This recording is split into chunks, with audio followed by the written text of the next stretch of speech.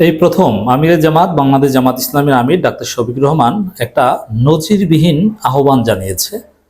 বাংলাদেশে বা পাকিস্তান আমলে 1942 সালের পর থেকে আজ পর্যন্ত জামাত ইসলামের পক্ষ থেকে এরকম কোনো আহ্বান জানানো হয়নি, কোনো আমির এই আহ্বান জানায়নি বা জানাতে পারেনি।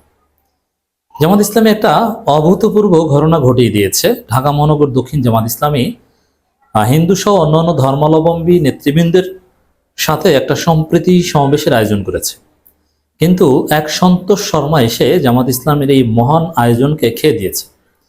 দর্শক, জামাত ইসলামের এই আয়োজন নিয়ে দেশে তোলপাড় হওয়ার কথা ছিল যে না, আমি কিন্তু বলেছি জামাত ইসলামী ক্ষমতায় আসতে যাচ্ছে। এখন হিন্দু নেতৃবৃন্দ, বিভিন্ন ধর্মের নেতৃবৃন্দ জামাত ইসলামীতে আসছে, তারা জামাতকে সমর্থন জানিয়েছে, তারা চায় যে জামাত ক্ষমতায় আসুক। খ্রিস্টান নেতারা, বৌদ্ধ নেতারাও বলছে। অথচ অতীতে আমরা দেখেছি জামাত ইসলামের বিরুদ্ধে এই সংখ্যালঘু কার্ড খেলা হয়েছে। জামাত ক্ষমতায় আসলে এই হিন্দু, বৌদ্ধ, খ্রিস্টান এদের অস্তিত্ব থাকবে না, এরা ভালো থাকবে না। কিন্তু এখন আমরা কি দেখতে পাচ্ছি? ওই ধর্মের নেতৃবৃন্দ জামাতের উপর এসে আস্থা রাখছে। অন দি আদার হ্যান্ড, জামাতের আমিরও এই প্রথম আহ্বান জানাচ্ছেন। দেখেন, অমুসলমানদের জামাতের প্রার্থী হতে আহ্বান ডাক্তার শফিকুর রহমানের। আপনি চিন্তা করেছেন? অতীতে কখনো শুনেছেন? ফ্রম 1942 টু টিল নাও কখনো শুনেছেন যে অমুসলমানরা জামাতের প্রার্থী হন? আমরা আহ্বান জানাচ্ছি। মানে রোকনরাই জামাতের প্রার্থী হতে পারবে না, এই প্র্যাকটিস ছিল। আর এখন অমুসলমানরা জামাতের প্রার্থী হতে পারবে। দর্শক, এটা নিয়ে আলাদা আলোচনা করেছি। সরাসরি অমুসলমানরা জামাত ইসলামের প্রার্থী, বিষয়টা এরকম না হয়ে বরং জামাত সমর্থিত প্রার্থী, আমরা এইটার পক্ষে। যাই হোক, এটা জামাত ইসলামের একটা সিগনিফিকেন্ট ডেভেলপমেন্ট।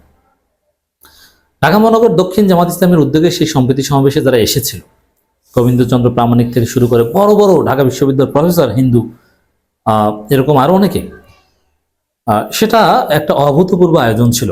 জামাত ইসলামী যে ক্ষমতার কাছাকাছি সত্যি চলে এসেছে, ক্ষমতার কাছাকাছি আসলে এইরকম বিভিন্ন বিরোধী গোষ্ঠীও যে এখন জামাতকে গ্রহণ করতে প্রস্তুত, বা এরকম বিভিন্ন ডাইভার্স সোসাইটির লোকজন যে জামাতের প্রার্থী হতে ইচ্ছুক, এরকম ঘটনা ঘটে। কিন্তু ওই যে বললাম, এক সন্তোষ শর্মার ঘটনা জামাতের এই মহান আয়োজনকে খেয়ে দিয়েছে। দেশব্যাপী তোলবার হয়েছে যে ভারতের দালাল, রয়ের এজেন্ট কেন জামাত ইসলামীর প্রোগ্রামে। অথচ জামাত এত সুন্দর কাজ করলো, এটা নিয়ে আলোচনা নেই। আমি দুইটি আলোচনা করতে চাই। দর্শক, জামাতের লোকজন তারা জামাতের ভুলটার কথা বলবেন, ঠিক আছে, একই সাথে যে ভালো কাজটা করেছে এটাও প্রচার করবেন।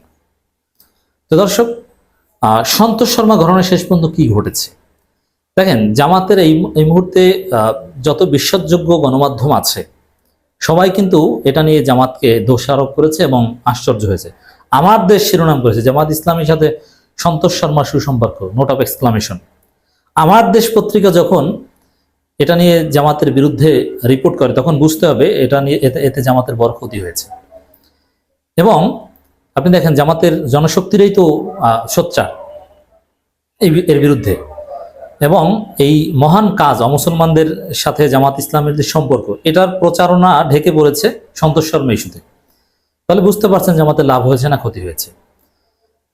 একই সাথে মানে এই প্রোগ্রামটা হয়েছে কিন্তু সন্তোষ শর্মা নাই, কত সুন্দর ছিল না।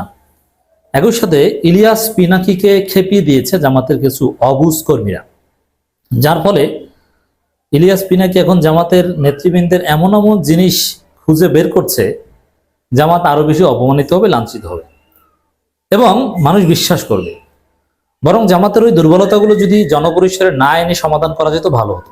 এখন জামাতের দুর্বলতা নিয়ে বলতে পারবে না, সেটা না, বলা উচিত। তবে আমরা যারা শুভাকাঙ্ক্ষী, আমাদের বক্তব্য হচ্ছে জনপরিসরে আসার আগে জামাত সংশোধন করে নি। এর মানে এই ইস্যুটা আসলে যে ক্ষতি হয়েছে, এরকম একটা মহান আয়োজন ঢাকা পড়েছে, এটা হচ্ছে বড় বিষয়। আর ইন কনক্লুশন যেটা বলতে চাই, জামাত নিঃসন্দেহে ফিল করছে যে সন্তোষ শর্মাকে দাওয়াত দেওয়া ঠিক হয়নি, ওখান থেকে ফিরে আসতে হবে। জামাতের কোনো নেতা ভবিষ্যতে সন্তোষ শর্মার সাথে ছবি তুলতে, পাশাপাশি দাঁড়াতে সাহস পাবে বলে মনে হয় না। সেই ঘটনা ঘটে গিয়েছে এই ইস্যুতে। এটা একটা পজিটিভ দিক যে ভবিষ্যতে জামাত নেতারা সচেতন থাকবেন কারোর সাথে ছবি তুলতে, নইলে কিন্তু সে একদম কর্মীদের রোষানালায় পড়বেন। দর্শক, নির্বাচনে জামাত ইসলামী প্রার্থী হতে অমুসলিমদের প্রতি আহ্বান জানিয়েছেন দলটির আমির ডাক্তার শফিকুর রহমান। তিনি বলেন, আপনাদের কথা আপনারাই সংসদে গিয়ে বলবেন, আশ্বাস নয়, আহ্বান জানাচ্ছে। যদি পছন্দ করেন তাহলে আগামীতে জামাতের ব্যানারে নির্বাচনের জন্য তৈরি হন।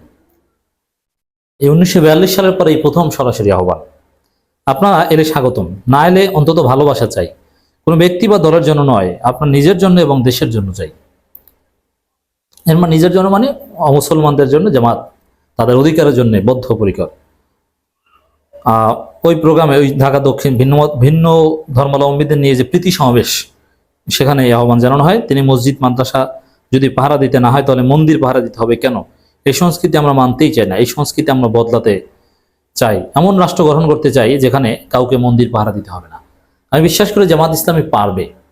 অতএব হিন্দু সম্প্রদায়ের লোকজন, আপনারা আওয়ামী লীগ বিএনপি দেখেছেন যে তারা আপনাদের জমি দখল করে, আওয়ামী লীগ বিএনপি আপনাদের মন্দিরে হামলা করে, দায় দেয় জামাতের উপর, আসলে ওরা করেছে।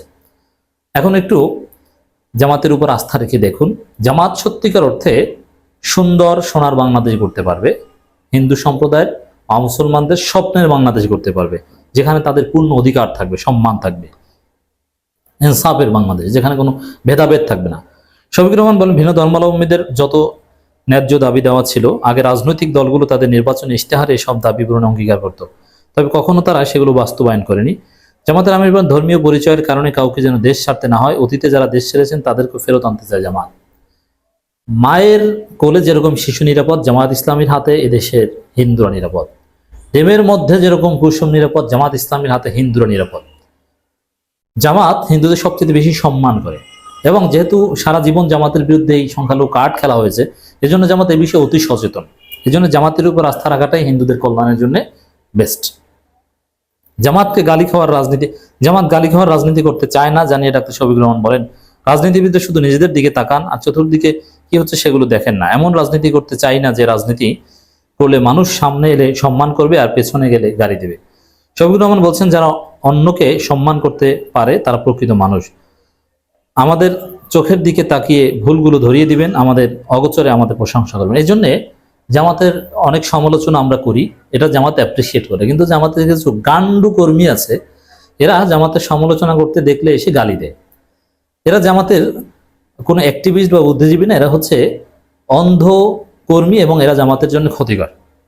জামাতের পক্ষ হয়ে সমালোচকদের গালি দেওয়া, এটা গণতান্ত্রিক রাজনীতিতে জামাতের জন্য পেস্টিসাইড কর্মী। আমরা আমিরে জামাত বলেন, সংখ্যালঘু আর সংখ্যাগুরু এই রাজনীতিতে বিশ্বাসী নই। সমাবেশে 21শে পদকপ্রাপ্ত শিক্ষাবিদ অধ্যাপক সুকমল বড়ুয়া সহ আরো অনেক বিখ্যাত লোকজন বক্তব্য দেন। তো এত সুন্দর আয়োজন, সেটা কিন্তু শেষ পর্যন্ত এই সন্তোষ শর্মা ইস্যুতে ঢেকে পড়ে গিয়েছিল।